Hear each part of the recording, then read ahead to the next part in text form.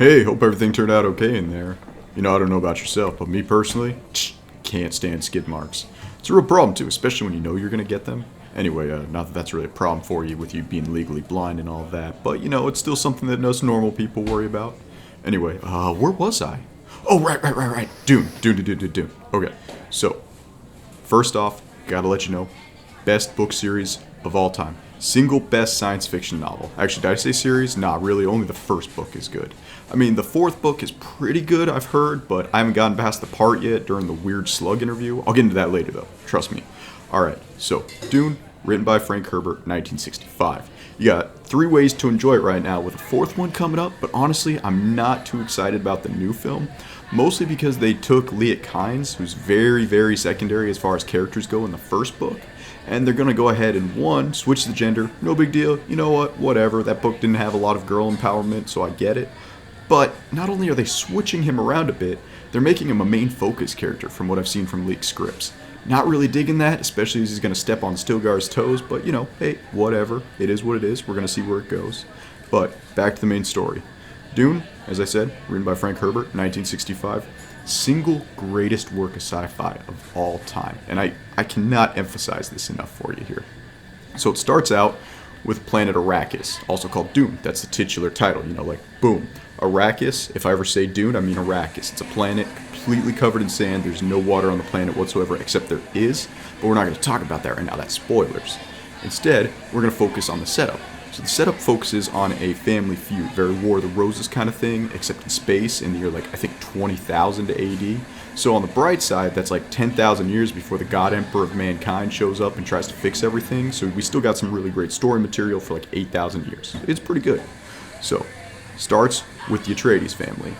They get ownership over Dune because the Harkonnen family, which is their rivals, wasn't doing a good enough job harvesting spice. Now you might be wondering what spice is. Spice is the main resource that allows people to travel through space because they can't figure out how fusion engines work or how to rip a hole in a black hole and join the 2 points of time together like they did in Event Horizon. Great movie, by the way, at least until we get to the last 15 minutes. Kinda went overboard right there, but the practical effects were really good. Like, Event Horizon really got kind of the whole claustrophobia and dying in space thing really well done before Sunshine came out. Sunshine also pretty good, but you know, not quite as good as Event Horizon. We really love those practical effects. Speaking of practical effects, like, oh my gosh, the original Thing, amazing. Kurt Russell's best role. Well, except for maybe Sky High. That was also pretty good. Yeah, definitely better than Sky High. Sky High, though, definitely better than Escape from New York. He was kind of out of his element on that one. That being said, did you see the 2011 remaster? Like, they completely robbed them on practical effects there. It was terrible. Anyway, back to Dune. Where was I? Oh, yeah. So, the Harkonnens aren't doing a good job getting the spice. So, Paul's father, Jared Leto Atreides, straight up gets the planet from the Emperor. The Emperor is, Shaddam. It's Shaddam. Shaddam IV. He's the Emperor of the universe. Anyway, Shaddam gives Paul's father access to Dune. And he says, hey, just get me way more spice. Boom, maybe you can be a duke yourself. Maybe you can marry my daughter. Da-da-do-do-do-do. Now you're wondering, hey, if Paul is Leto's son, how is he going to marry Baron Harkonnen's daughter? Well, that's because even though Leto has a son, Paul is technically a bastard. Because Leto is hooking up with a Bene Gesserit called Jessica, who's actually his one true love, but they can't get married for political reasons because as long as Leto is still single, he can potentially move up in the ranks through political marriages. That's very important. Frank Herbert very much based this stuff around feudalism. So, being unmarried, very important to move up politically, which is something that comes back for Paul later in the series and causes some huge issues in the series. But, moving on, they get Arrakis. So the movie starts, not the movie, the book, well the movie too, or both movies.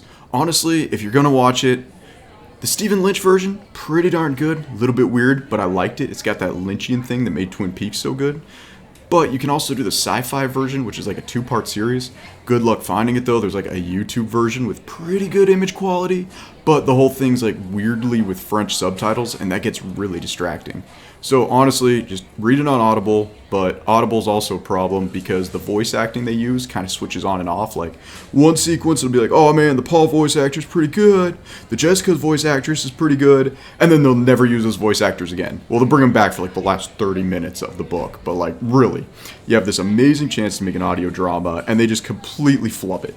So Audible, listen to the audiobook, maybe watch the Stephen Lynch version after you've listened to the audiobook, but most importantly, definitely read Dune. Like I said, best science fiction.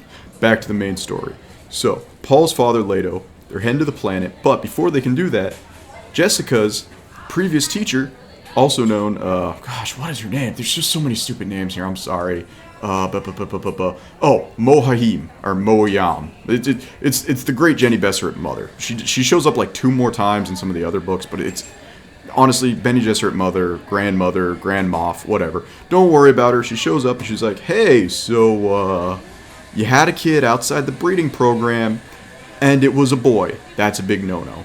So what the breeding program is they're trying to turn a savior for the Bene Gesserit. The Bene Gesserit are a coven of witches, and I'm not joking here. I'm not trying to be, like, offensive to women or anything, but Bene Gesserit, coven of witches, they're trying to wrestle control away from Shaddam IV the Emperor, and they're trying to wrestle it away from the Spacing Guild, which are the people that control all the space routes. They have what's called navigators, which are normal human beings that they stick in a giant tank of spice, maybe put in a little bit of water in there, maybe some fish food every once in a while when they get hungry, and they make them live in these tanks, and they navigate these giant spaceships all around the universe.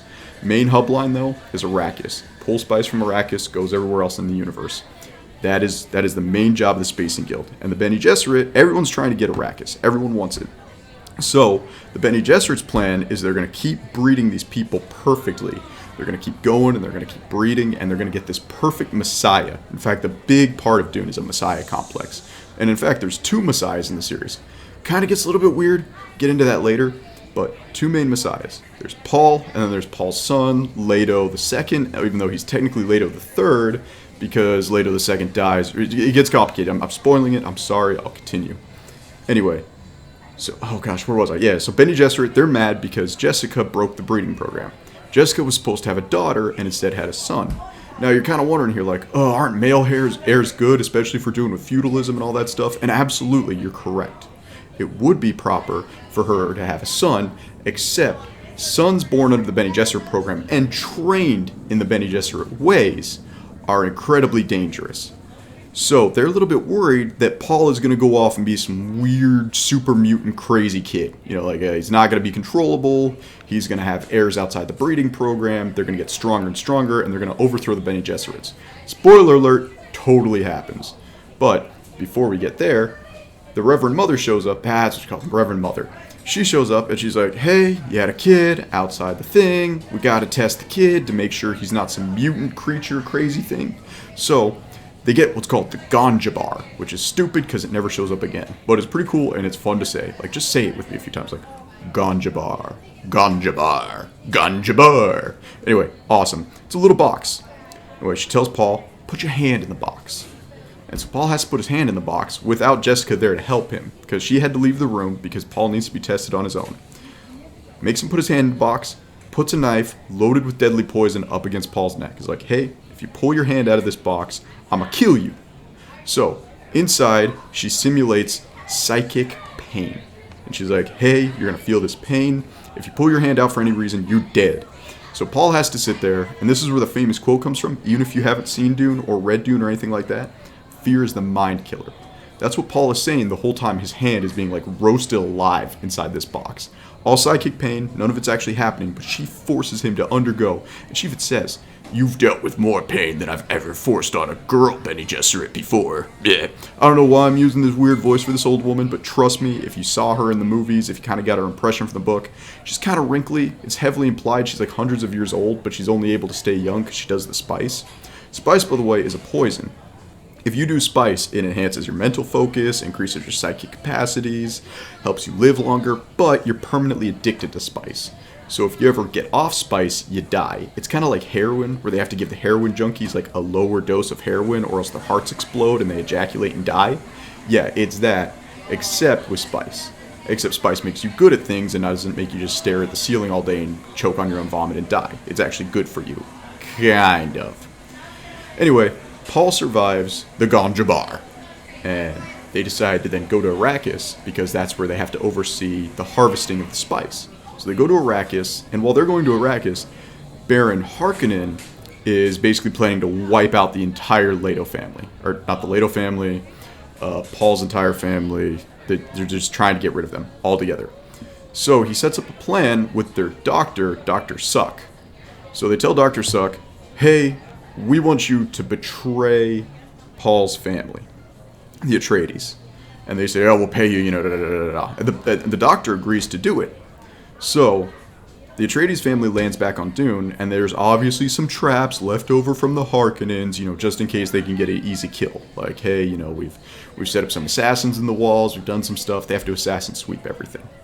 So, they survive all the traps, but then the doctor poisons Paul's father and sets up the entire thing so that they all die. And the only reason he does this is because the Harkonnen, the Baron, and this dude's crazy. I gotta get into Baron for a second. Baron Harkonnen, reoccurring villain, at least in the first 3 books. It's kind of implied that he's in the 4th book a little bit. But, amazing villain.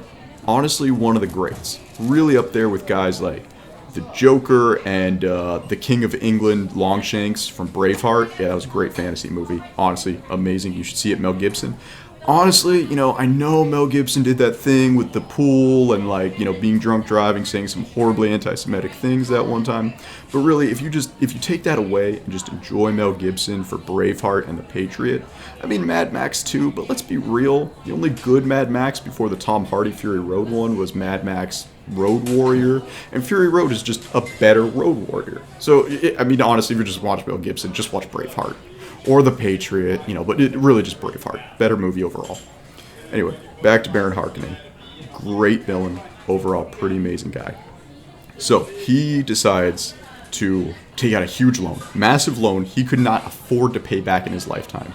He takes out a massive loan, and he contacts Shaddam IV's personal bodyguards. And these guys are mercenaries for hire, and the way it works is they get these prisoners, and they put these prisoners in really nice living conditions. They take them from the worst place in the galaxy, and they put them in really, really nice living conditions. And they basically tell them, hey, if you want to keep living here, if you want these nice living conditions where you eat stuff that isn't moldy, rotted bread, you gotta work, boy. So these prisoners got nothing to lose and everything to gain. Actually, they have everything to lose. And so they are very, very motivated to protect and do what they're told from Shaddam IV, but they're kind of mercenaries for hire. So, Harkonnen gets with the Spacing Guild, gets with everybody, anybody he can pull that can be a potential ally for him. And he goes, okay, we're going to nuke these guys. But they can't use real nukes, because this was written in 1965, and atomic weaponry was still kind of really scary, even though we've only ever used atomic weapons twice in history. A lot of people in that era were afraid of atomic weapons. So the whole idea of we're going to drop atomic weapons on people, that's kind of a taboo. But the families still keep their own stockpile of atomic weapons, just hey, if you bomb me, I'm going to bomb you. Don't do it, buddy. But atomic weapons are kind of a secondary way to fight.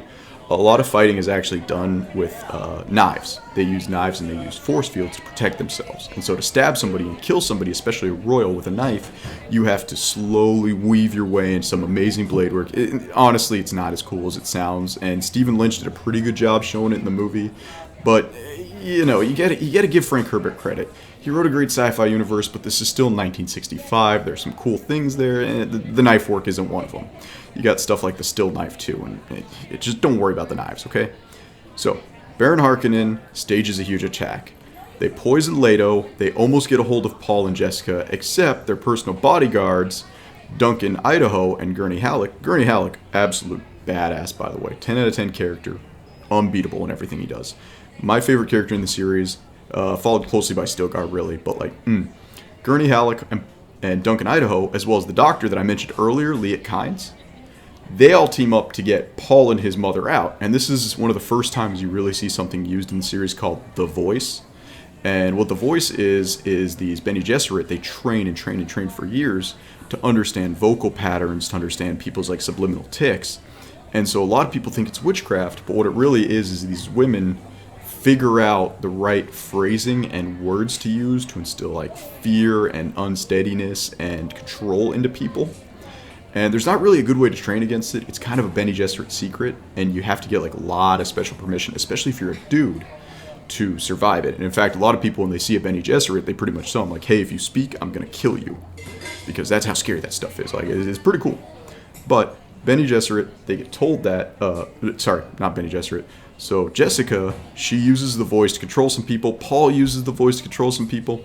They get out of there. Dr. Kynes gets them out. Duncan Idaho dies, but Gurney Halleck runs away too. So Gurney, Jessica, and Paul split ways. Jessica and Paul go one way. Gurney Halleck goes another way. Gurney Halleck starts building resistance force, and he kind of disappears for the rest of the book. Gurney's a great character, disappears for the rest of the book. So Paul and Jessica get put in still suits. Still suits are a big part of the series. Basically, to live on Dune, you have to conserve water. Dune is completely dry. You can't live out in the desert, except there are people who can live in the desert. Well, even if you can live in the desert, there's still these giant worms that will come and kill you. They're very sensitive to vibrations. So if they sense a lot of vibration, they come and they attack. So it's like, hey, if you leave the cities, if you leave the bedrock, these worms are going to come murder you. And there's nothing you can do about it. Except the Fremen, which are the natives to the planet, have figured out, one, how to survive these worms, and two, they figured out how to survive in the harsh environments of Arrakis. And they have these suits called still suits. And the suits basically protect you. They hold in all your moisture. I think they say in the book that they're 95% efficient in holding in moisture. You gotta pee in the suits, you gotta puke in the suits, you gotta sweat in the suits, you do everything you do in these suits.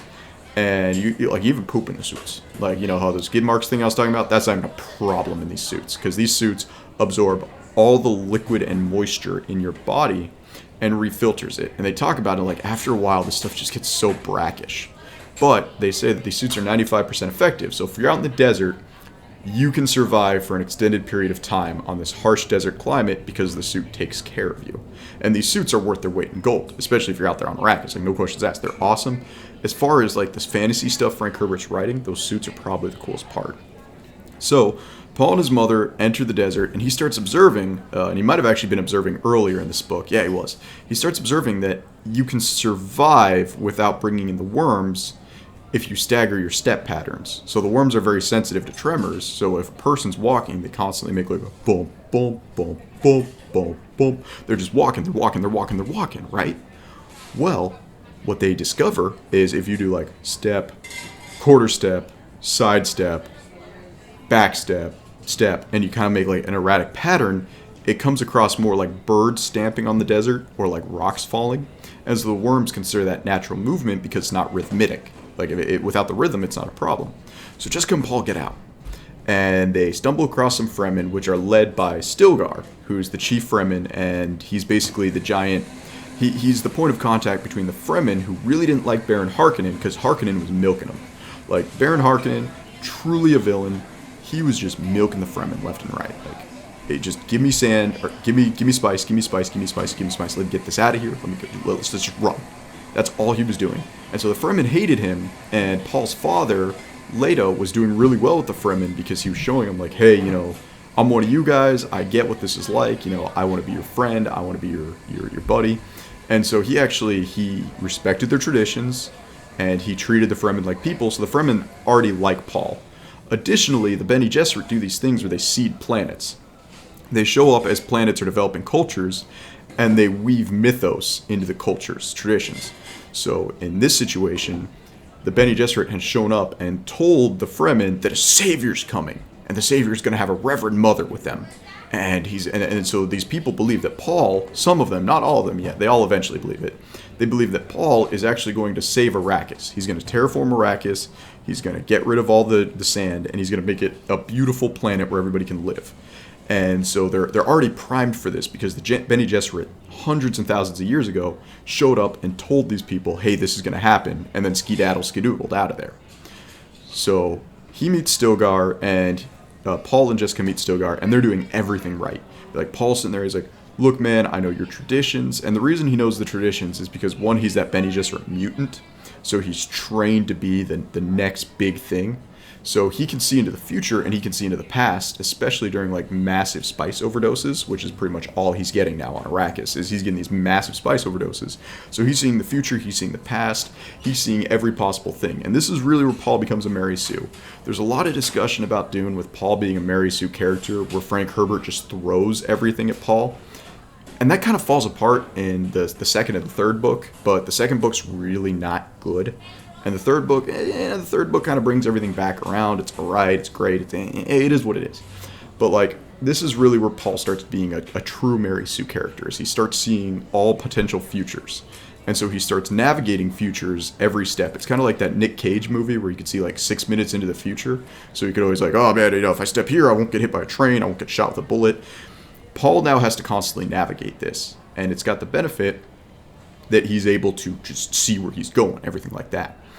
But it has the negative side effect of now he's constantly aware of all futures. Every time he locks out other futures, the futures he's looking at get more and more clear. And he starts seeing futures he doesn't like, which gets brought up in the other books.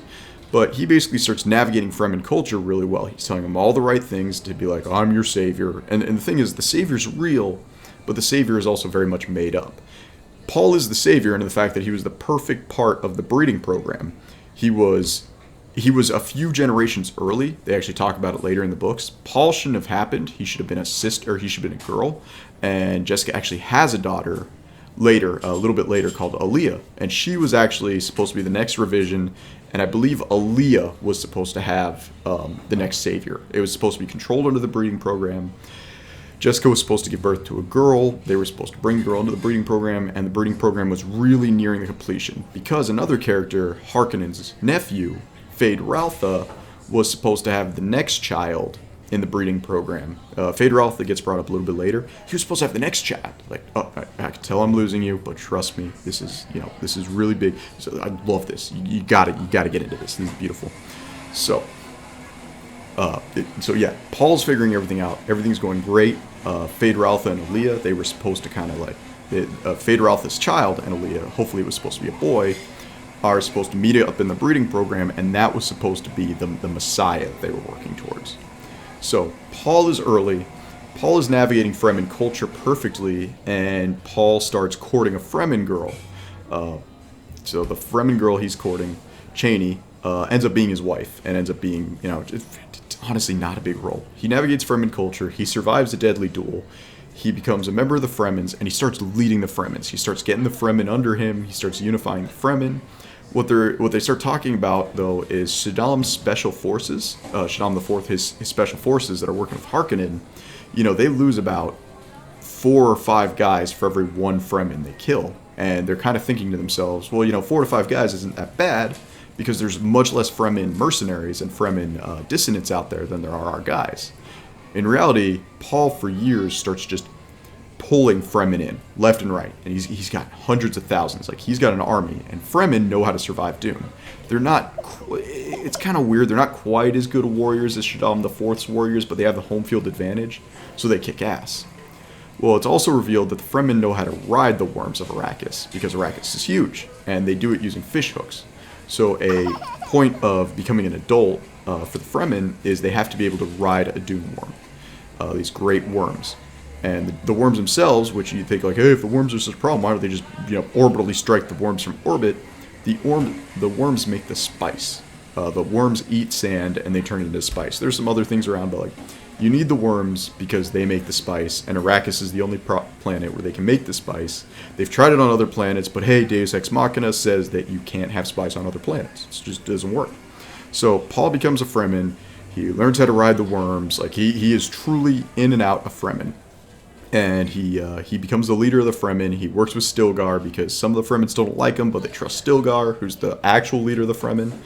And they decide to go after Baron Harkonnen. They say, okay, we're taking Dune back. And this serves 2 purposes. They get revenge on Harkonnen, who broke the treaty. And Harkonnen came up with a good excuse as to why he broke the treaty. There's a lot of political stuff. I'll be honest with you, I kind of wasn't listening to it. I was driving through like some bumpy roads at the time, and just, I was thinking about it myself, am I really going to do deadlifts today? And that was like a 15-minute thought process. Trust me, if you've ever done deadlifts, you know for sure that, like, you got to amp yourself up for deadlifts because you got to worry about, hey, is my lower lumbar spine in the right position? Am I shrugging my shoulders too much? Am I arching my back? You know, is my knee bend good enough? Do I have enough balance on my heels? Like, trust me, focusing on deadlifts is easily a way to distract your mind. So I'm sorry I don't know what's going on right there in that book. Kind of spaced out. But Paul realizes that he has to take Dune back from Baron Harkonnen. And while he's doing this, he's also trying to prevent a mass genocide from happening. And he fails. He fails miserably. He predicts it, and he basically just chooses the mass genocide where less people die. So they attack the palace. They find old nuclear warheads, and they got the worms, and they have the Fremen on their side. So they strike the palace right as Shaddam IV is visiting. So Paul, his mother, his wife, the leader of the Fremen, they all attack at once. At this point, his wife is actually giving birth to a child. And they all attack at once. They take the palace. While that's happening, though, their son dies. Paul's son dies. And it was kind of a future that he knew was coming. If certain events lined up, his son would die. And he had to steel himself for it. Like, how messed up is that? You know, he thinks something like, oh man, I'm going to do this. It's going to be good for the galaxy, but my son's going to die. Like, that's just, I'm not feeling that. But, you know, whatever. Paul goes for it. So, they take the palace. They trap Shaddam IV on the palace, and they kill Baron Harkonnen. It's a revenge killing. It's totally fine, you know, whatever. The problem is, Feyd-Rautha, who is being groomed to replace Baron Harkonnen, shows up and becomes Paul's rival. It's very heavily implied that they were going to fight each other, even though they never met. And so they make a huge thing, like, hey, if Paul wins, Paul gets Dune back. He gets to basically yell at Shaddam IV for, you know, not intervening when Baron Harkonnen attacked his family. And if Feyd-Rautha wins, the Harkonnens get Arrakis back, which is the main, is the hub of commerce. If you own Arrakis, it is yours. On top of that, Paul also captures a couple of the Spacing Guild agents, like some of their more important people, because it was a big meeting.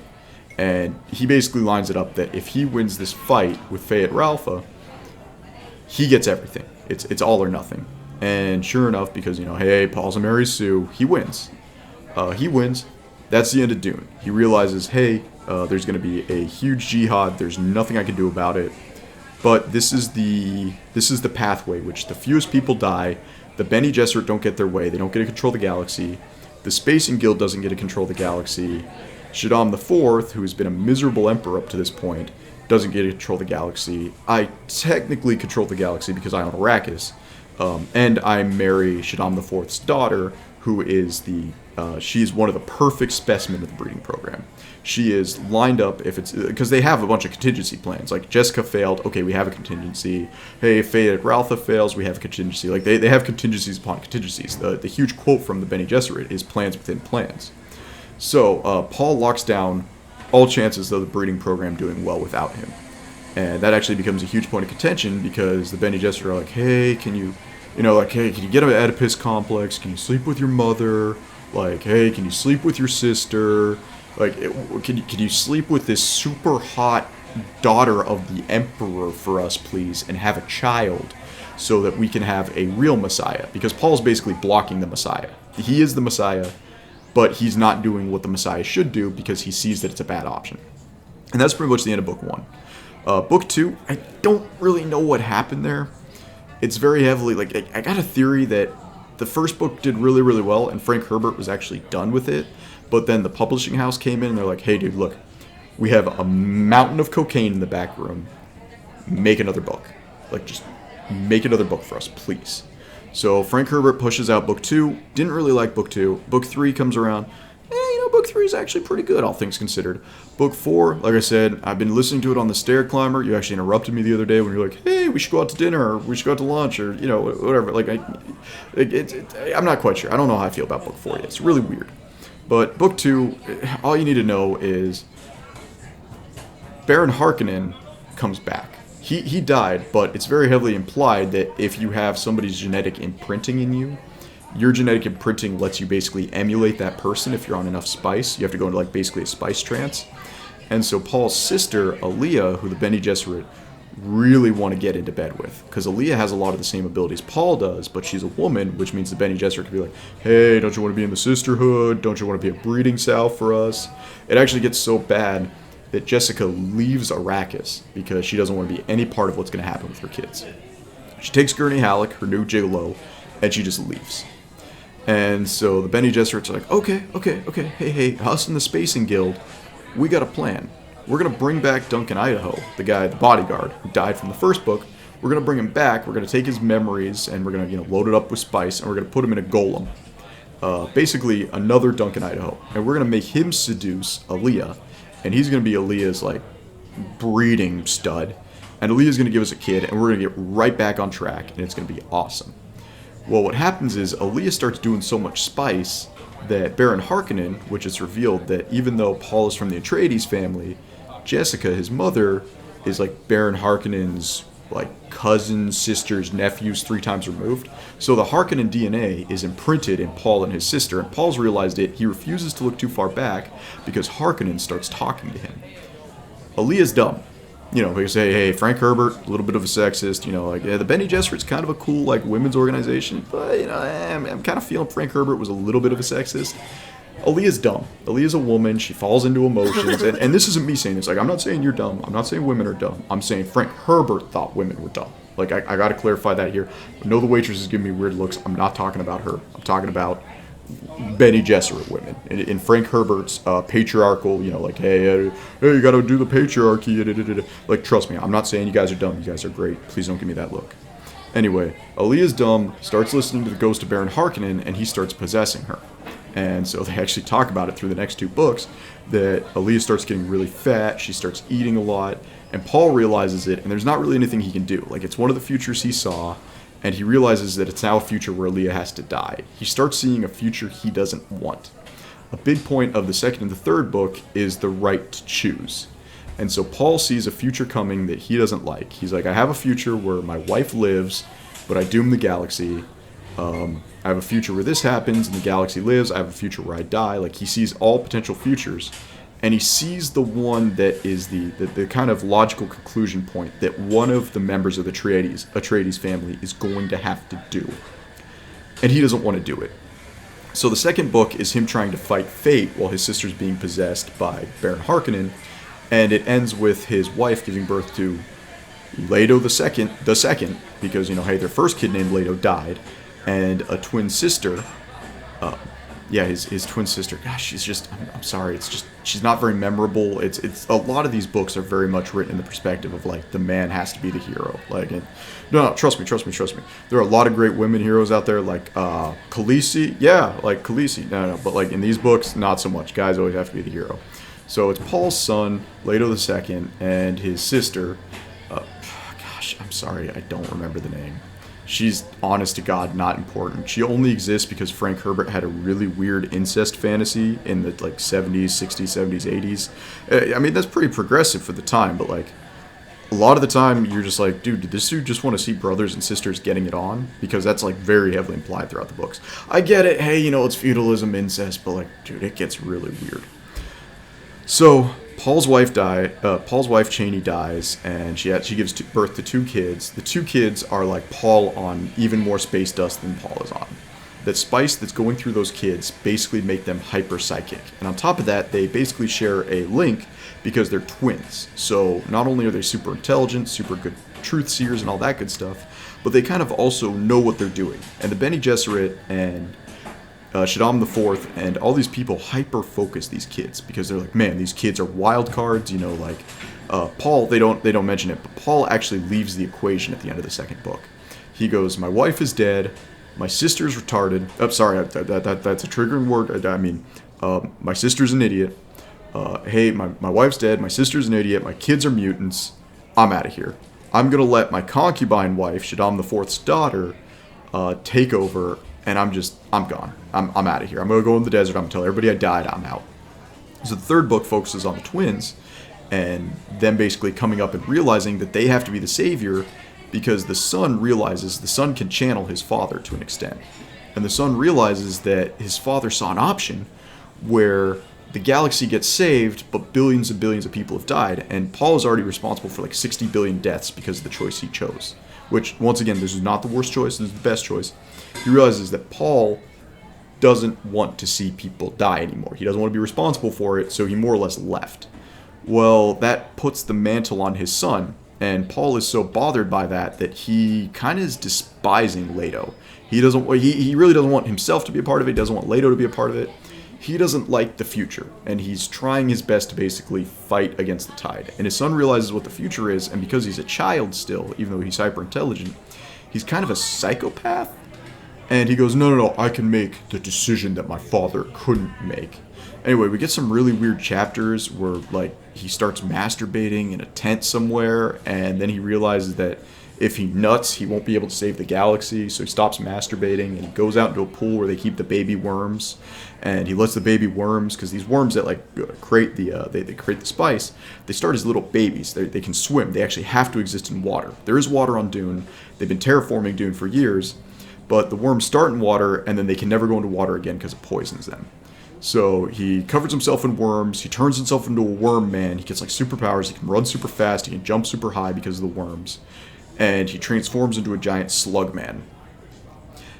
And I'm not making this up here. His sister and him avoid some assassination attempts, and then they meet up with their father, Paul, who's now blind. He burned out his eyes, he's blind, he doesn't want to do this, and he basically tells his dad, like, hey dad, use a little sissy girl. Like, you couldn't make this decision, now your son has to make the decision. I hope you're happy. So Paul, his son and his daughter, they go back into the main city on Arrakis, where at this point Aaliyah is completely insane. She's completely taken over by Baron Harkonnen. He's trying to get his revenge version 2 transgender Boogaloo at this point, because he's totally taken over this chick. And Duncan Idaho's come back. He's been kind of her bodyguard this whole time. He recognizes Paul, all this good stuff.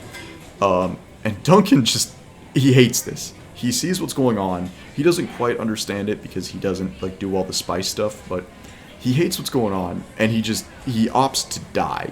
He basically martyrs himself intentionally because he's like, man, I am just not dealing with this anymore. And so he dies. Duncan dies, and he dies a lot. This becomes a recurring theme after this, is they keep bringing Duncan Idaho back to life, and he keeps dying. It's kind of funny, actually. I don't know what this dude did to deserve it anyway, because in the first book, he's a pretty great guy. But Duncan dies. Paul's sister, Aaliyah, is completely controlled by Baron Harkonnen, so Paul now has to basically, he martyrs himself. He gets himself killed in the city square, because he's like, man, I'm so done with this. I'm so tired of being responsible for genocides. My wife's dead. My first son's dead. My second son's a worm man now. My daughter is, like, weirdly incestually in love with her brother. Like, all of this just sucks. So he goes to the center square, and he challenges Aaliyah, who's kind of the ruler of Arrakis. And he's like, hey, yeah, you ain't nothing. And so Aaliyah has him killed. It's pretty much revealed right there that he is Paul, the savior of Arrakis. And the entire city's now mad at her. So everybody's like, hey, this girl's kind of evil. So there's a full-blown riot, and Aaliyah kind of realizes, like, she's done for. So Paul's son shows up, Leto II, and his sister show up. And they don't actually even kill Aaliyah. She kills herself, if I recall. Honestly, it's a little bit of a haze at this point. I was so tuned out due to the weird, like, masturbation in a tent scene that, like, at this point I couldn't even keep up with what was going on. Really, second book isn't worth your time, and the third book really only exists for the fourth book. Just all you gotta know from the second book is Paul doesn't want to do genocide, Chani dead, Chani gives birth to 2 kids, Duncan's back, Duncan's part of a breeding program for Aaliyah, Aaliyah becomes Baron Harkonnen, third book rolls around, Jessica shows up again. She tries to groom Paul's son Leto into be the ultimate savior complex. Paul kind of is a part of it, doesn't want to be a part of it. Paul dies, Aaliyah dies. Paul's son, Leto II, chooses the future that his father didn't want. In this future, Dune dies, basically. Dune becomes a beautiful, vibrant planet, Arrakis. But all the worms die, and the only worms left alive are all attached to Leto's body, because for some reason they have psychic transformation properties. Honestly, Frank Herbert was grasping at straws at this point. I can't even begin to imagine what Brian Herbert has to deal with on the side. That's Frank Herbert's son. He's been writing this stuff for years. He becomes the new savior of Dune. and he becomes the new God Emperor of Dune. He lives for thousands and thousands of years after this, and basically what he does is he sees humans at I think he sees them kind of at a destruction point, like humanity's going to kill themselves, and he decides, hey, you know what, I'm going to prevent this. And so he becomes the God Emperor of Dune. He cuts off the spice trade to the rest of the universe, and basically he culls the entire universe by controlling the spice flow. The whole thing, the spice must flow, he controls the spice, controls the universe, that's all true. He decides to become the God Emperor of Dune. He becomes a giant worm man, and he decides to live for thousands of years, and the only thing that keeps him any bit occupied is that he keeps cloning Duncan Idaho and killing him in more and more ridiculous ways. You ever see that episode, Grim Adventures of Billy and Mandy, where she's a giant worm and she keeps cloning Billies because it's fun? Yeah, that was literally based off the fourth book.